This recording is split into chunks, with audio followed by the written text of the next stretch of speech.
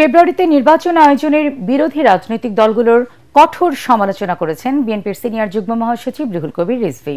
বিকেলে চট্টগ্রামের চন্দনাইশের উত্তর সাতকানিয়ার কালিয়াইশে আয়োজিত অনুষ্ঠানে প্রধান অতিথির বক্তৃতায় তিনি বলেন, বিএনপির প্রতি দেশের জনগণের সমর্থন দেখেই নির্বাচন আয়োজনে বিরোধিতা করা হচ্ছে। বিএনপির ভারপ্রাপ্ত চেয়ারম্যান ও আমরা বিএনপি পরিবারের প্রধান পৃষ্ঠপোষক তারেক রহমানের নির্দেশনায় অসুস্থ 2 শিশুকে চিকিৎসা সহায়তা এবং অসহায় পরিবারকে অটোরিকশা প্রদান উপলক্ষে এই অনুষ্ঠানের আয়োজন করা হয়। এ সময় আহত জুলাই যোদ্ধা আজিজ নূরকেও দলের পক্ষ থেকে চিকিৎসা সহায়তা দেওয়া হয়।